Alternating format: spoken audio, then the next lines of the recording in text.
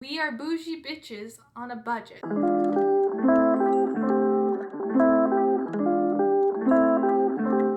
Hi, I'm Nika. Thanks so much for stopping by my channel. So today I wanted to do a thrift tips video. A couple of you have been asking for one, and I have been thrifting for quite a while, so I thought, let's just try this little thing. I have been thrifting since I was like 13 or 14, and your girl has made many a mistake in her thrifting resume, and I want to give you tips so you don't have those same mistakes as me. I have 10 tips for you, and hopefully they'll be helpful and they will help you not do the mistakes that your girl has done. So anyway, let's get into this. I have a little notebook. I prepared for this little meeting for us. Usually I don't write things down for this, but your girl. So my first tip is to go to the thrift store with inspiration.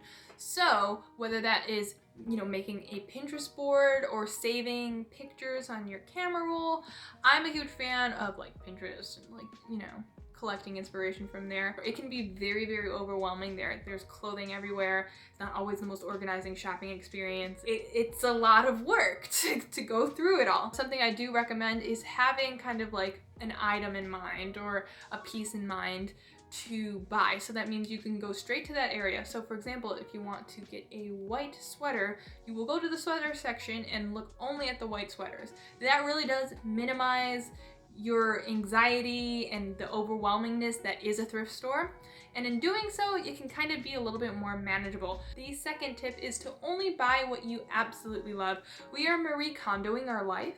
We do not need to fill our rooms with things that don't spark joy. You girls know, I actually did happen to thrift her book for $2, which is kind of, I don't know if that's counterintuitive or whatever, but I've been reading it recently, and I know it's like 2 years late to the trend, but your girl's trying to spark joy in her life. Going home without buying anything at the thrift store is totally fine, if anything, celebrated, because that means you spent the time to look there and nothing sparked joy enough to buy it. Don't just buy something because you feel like you want to and you feel bad going home without buying anything.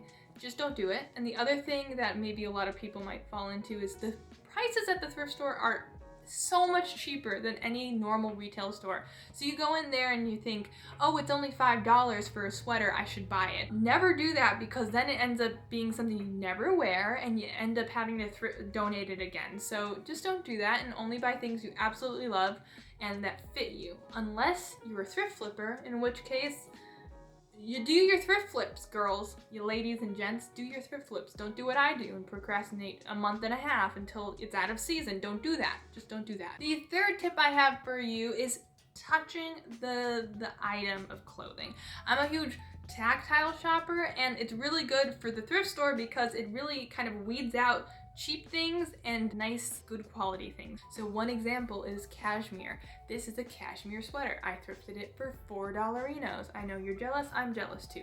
Also, this area is silk. So the reason why I know that is because the moment you touch cashmere, it's the softest thing and it feels like you want to be caressed by it, it's cashmere. Also with silk, if it's so smooth to touch, it almost feels like you're touching water, it's silk. The more you touch things, the more you kind of can understand the quality of the material. One other example is leather and suede. You can feel when it's pleather because it feels like you're touching a plastic tablecloth. It's just not the same. If it's leather, it's thick and, or it's a very thin, supple leather, you can kind of tell the difference. Also with jeans, 100% cotton jeans are stiff and hard and seem like you would never want to put them on your body. However, you put them on your body and it sucks you in. It makes you feel so great and body positive, and that's why we like 100% cotton denim jeans. Touch your stuff. Touch your stuff. It's good. I promise you, you won't be disappointed by that. I know it's a little bit gross, you think, in the thrift store, but if you bring some hand sanitizer, things should be okay. And if you wash your clothing after you buy it, things will be okay. I promise. I promise. Also, a lot of thrift stores pre-wash the clothing anyway. It's not as bad as it used to be. I used to thrift and it was like horrible smells, so many smells. But you probably don't have to worry about that as much anymore. The fourth tip I have for you is material. So similar to touch, it's really important to have a good high quality material when you're thrifting. So your girl loves some schmear, some cashmere, silk, love her. 100% cotton denim. Again, leather, suede. These types of materials, they will last so much longer than anything else. We're here for the long run, you know? That way you can have material, or you can have pieces of clothing that'll last longer than 6 months. If you are new to like different materials and not really quite sure, if you look on the inside of the garment, they tend to tell you what the garment is made out of. So sometimes it'll just say 100% silk, and we love to see it. We like to 100% things. You can see it in shoes too. It'll tend to be like leather sole. You know, it'll tell you what part of the item is leather. So this piece of clothing doesn't have a tag that tells you what the material is, but because your girl seems to be like schmear, cashmere, it's just my best friend. The fifth tip I have for you is looking for pattern and colors that just kind of like speak to you. I'm a huge fan of like kind of doing like a first look at the aisle and seeing, okay, what really like stands out to me. So with looking for unique patterns, usually they will catch your eye immediately. So you quickly go there, you look at the piece. A lot of the times it's going to be a horrible Forever 21 or H&M piece that never left 2008, but in the off chance it's not, it could be a really cool vintage piece. Also keep in mind, pattern that is like sewn into the fabric is better than printed on, and the printed on stuff is going to be the stuff we regret. Also, I'm not going to say that all patterns are cute and amazing, they aren't, but sometimes you'll get lucky and you'll find something like this little piece I found. So my friend told me that this sweater looked like a Harry Styles sweater, so of course I had to buy it because he is my style icon. And if I didn't look for patterns, I would have never found this piece. Moving on to the sixth tip, I recommend looking at clothing pieces outside of your normal size. So that's kind of in reference to a lot of vintage female clothing are different sizing than they are today. So one rule of thumb is if it's a vintage piece, it's usually 4 sizes smaller than what's marked. So for example, I recently thrifted this dress. It is a size 8. I'm pretty sure it's made in the 70s, but it was inspired by the 20s kind of flapper dress because of the beading, and it's gorgeous and I love it. When I first saw it, I wasn't sure if it was going to fit because it said size 8, but when I tried it on, it fit like a size 2 to 4. Alright, but on a tangent, doesn't this dress kind of look like the modest grandma of the Met Gala dress Kendall Jenner wore in 2017? Okay, so now looking at the pictures, it looks more like the modest great-great-great-grandmother. I didn't realize how little fabric was there. So now if you think about it, I got this whole dress with all the fabric on it for $6, and she probably got hers for $60,000. So it's like, you know, I'm not saying I got the better deal. I'm just gonna let you make your own decisions, okay? This is a free thinking community, society. Anyways. So you have to consider that sizing in the past is very different, and every decade kind of changes too. So like 1930s is different from the 1960s, is different from the 1980s. So just be aware of that. I actually found a website called bellatori.com. It has a lot of great information about sizing, vintage sizing, and what to look for and everything like that. Also, if you are a thrift flipper or you like to sew or you like things a little bit baggy, it's nice to get a piece that is a little bit bigger than you because it's easier to take it in than to take it out. Tip number 7 is looking at things in different departments from what you would expect. That means shopping in the men's section. So shopping in the men's section, I know a lot of people shop in the men's t-shirts, and that's a huge thing because we love a graphic tee. However, you can also consider men's jackets, and men's button-up shirts are great layering pieces. I love men's sweaters if they're like not too big, because they're really great layering pieces. I love to wear them in the winter. I think men's clothing tends to be built better than women's clothing. I think there's less fast fashion and seasonal changes in men's clothing, so they tend to be higher quality. Well, that's my opinion. I don't know if that's true or not. So I really like men's clothing. We like an androgynous look, and why not just fully lean in on it and go shop in the men's section?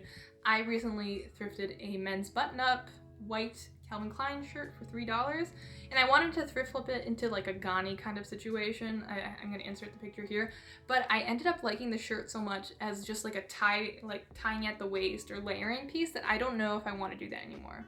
We will see. And another tip is shopping where the changing rooms or the mirrors tend to be. People who try on pieces of clothing will leave it there, and it tends to be like a curated rack. So sometimes you might find some really cool pieces by the mirrors or the changing rooms. This is a prime example of this. I think a girl tried it on before me, didn't like it, and left it there.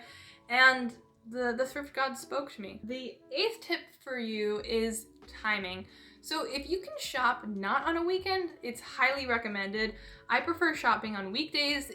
I know it's difficult for people who have full-time jobs and that's not an option, but it's better a lot of the times because 1, there's not as many people, and 2, the selection tends to be better. I think most thrift stores restock during the week and not during the weekends. During the weekends, it tends to be so picked over because so many people are there that it's hard to find something that's really good. So I recommend shopping on the weekday. The 9th piece of information I have is preparing for the thrift. So that means wearing the right clothing. You know, most thrift stores might not have a changing room, especially with COVID. They've closed a lot of their changing rooms. So I recommend wearing tights or leggings and like a turtleneck or really tight fitting shirt so you can layer things on top. And that's really great because you might not know if it fits or not, and it might not look good on, so you gotta try it. And a lot of thrift stores don't have a return policy, so you gotta try the inventory before you buy it. I don't know. Preparing the right layering pieces, really important, and it'll make your job of trying it on at the thrift store so much easier. Another quick tip about that is if you're not sure if the waistline will fit you, you can wrap it around your neck and see if the jeans will touch on either side of your neck. If they perfectly touch, then they will fit your waist. If they're too small, they won't. If they're too big, they'll be a little bit baggy. But also, you know, shopping at the thrift store isn't the cleanest experience in the world. It's really important to bring hand sanitizer, and especially now with COVID, hand sanitizer and your face mask. And the 10th tip I have for you is different thrift stores might specialize in different things from each other. That means that some thrift stores might have really great home decor and some thrift stores might have great furniture.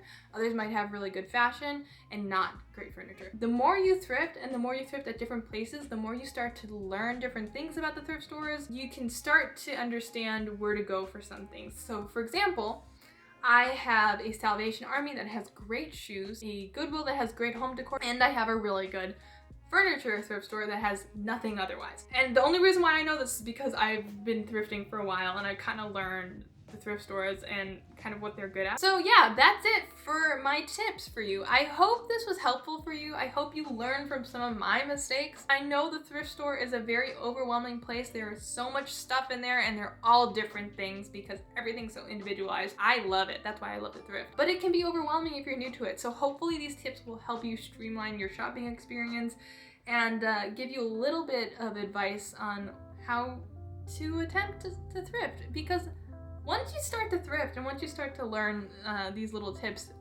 thrifting is a pleasure. I hope you like this. I hope this helps you. If it does, please comment, like, subscribe. Would love to have you join. And I'll see you in the next one. Bye.